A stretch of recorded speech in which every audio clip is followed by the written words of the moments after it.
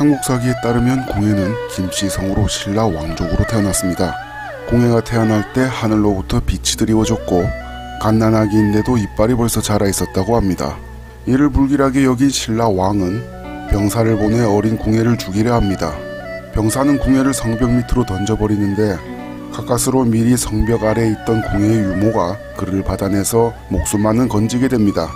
공해를 받으면서 유모의 손가락이 공해의 눈을 찔러 이때부터 애꾸눈이 되었습니다.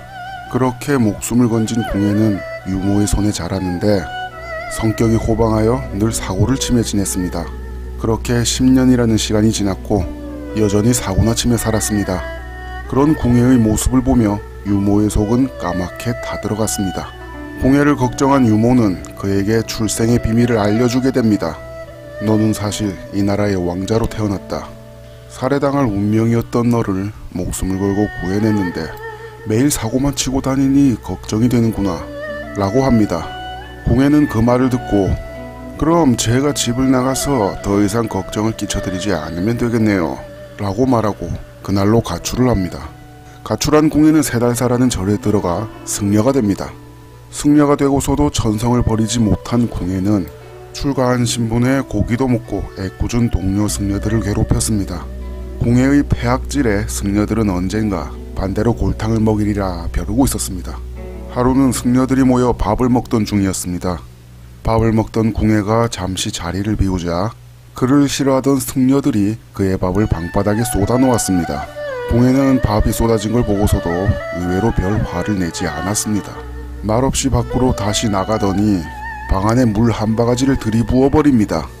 놀란 승려들이 화를 내며 따지자 천연덕스럽게 밥에 물 말아 먹는 거다 라고 합니다.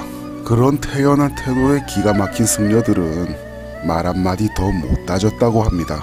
그렇게 인성 오지게 지내던 어느 날 공해의 발 앞에 웬 까마귀 한 마리가 날아와 나뭇가지 몇 조각을 흘리고 가는데 신기하게도 나뭇가지들이 임금 왕자를 만들어냈습니다. 이것을 자신이 왕이 될 계시라고 여긴 공해는 야망을 품고 3달살을 떠납니다. 그 무렵 신라는 무거운 세금과 흉년으로 백성들은 생계가 위태로웠고 배고픔을 견디지 못한 백성들은 도적이 되었습니다. 그럼에도 신라 왕실은 백성들의 사정은 관심도 없었고 계속되는 왕위 쟁탈전으로 국고는 바닥을 드러내었습니다.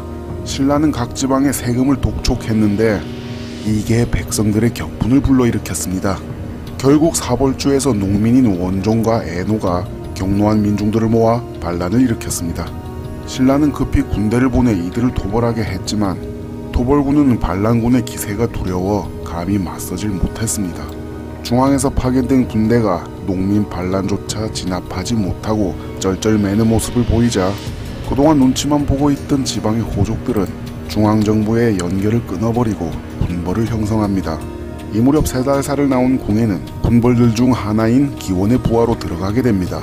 하지만 오만한 성격이었던 기원은 공해를 가볍게 여겨 중히 쓰지 않았고 공해는 실망하여 그를 떠나 부원의 양길에게 갑니다. 양길의 부하가 된 공해는 공을 쌓아 동쪽의 신라성들을 공략하는 사령관으로 임명됩니다. 공해는 병사들을 이끌고 파죽지세로 동쪽으로 진군하여 동해안 연안까지의 신라성을 모조리 공략합니다. 그러던 중 남해안에서 견훤이라는 자가 후백제를 세웠다는 소문을 듣고 독립하여 자신의 세력을 세울 생각을 합니다. 그리고 빠르게 근방의 여러 호족과 군벌들을 흡수하는데 나중에 고려 태조가 되는 왕건도 이때 공해의 세력에 참가합니다. 공해는 자신의 세력이 커지자 숨겨왔던 야심을 드러내 차지한 영토를 자기 것으로 하며 양길을 배신합니다. 공해의 배신에 분노한 양길은 길길이 날뛰며 기원을 비롯한 인근의 호족들과 연합하여 공해를 공격합니다. 양측 군대는 비내성에서 맞붙었는데 공해는 정예군을 앞세워 양길을 크게 쳐부수고 승리합니다. 이 전투로 북방의 대세는 공해로 정해졌고 근방의 모든 군벌들은 공해에게 항복합니다. 공해는 나라 이름을 고려라고 하고 스스로 왕위에 오릅니다. 고려를 건국한 공해는 처음에는 그럭저럭 나라를 잘 다스렸습니다. 지나치게 강한 호족들의 힘을 억제하기 위해서 공포정치를 통한 왕권 강화를 꾀하는데 이 과정에서 조금씩 정신줄을 놓기 시작합니다. 그리고 스스로를 현세에 강림한 부처인 미륵이라 칭합니다. 어느 날 궁예는 부하들과 함께 순행을 하던 중 부석사라는 절에서 신라왕의 조상화를 발견하게 됩니다. 궁예는 이성을 잃고 조상화에 달려듭니다. 누가 말릴 틈도 없이 거칠게 조상화를 단칼에 베어버립니다. 그 일이 있고 난 뒤부터 그의 광기는 날로 더 심해져 갔습니다. 황금관을 머리에 쓰고 금은으로 몸을 치장하며 사치를 일삼았습니다. 신라에 대해서 엄청난 적개심을 드러냈는데 신라에서 망명해오는 사람들을 멸도라고 칭하며 잔혹하게 살해했습니다. 궁예는 직접 불교 경전을 20권이나 지었는데 이 경전을 읽어본 석총이라는 승려가 요사스러워 불경이라 입에 담기도 어렵다 라고 평하자 화가 난 궁예는 철퇴로 석총을 때려 죽여버립니다. 궁예는 갑자기 다른 사람의 마음을 읽을 수 있다며 이를 관심법이라 부릅니다. 있지도 않은 죄를 뒤집어 씌워 부하들을 죽이는가 하면 얼토당토하는 이유를 들어 아무나 죽이기도 했습니다.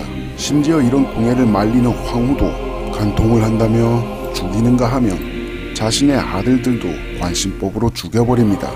이 관심법에는 왕건도 당할 뻔하는데 왕건이 역모를 꾸미는 것이 관심법으로 보인다며 그를 죽이려 합니다. 일촉즉발의 상황에서 왕건은 기지를 발휘해 궁예의 관심법을 인정해주는 발언을 하여 간신히 위기를 넘기고 궁예에게 보상까지 받습니다.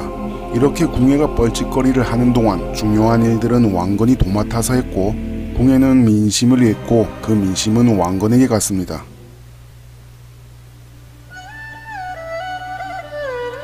왕건은 힘이 강해지자 그를 따르는 호족들과 함께 모반을 일으킵니다.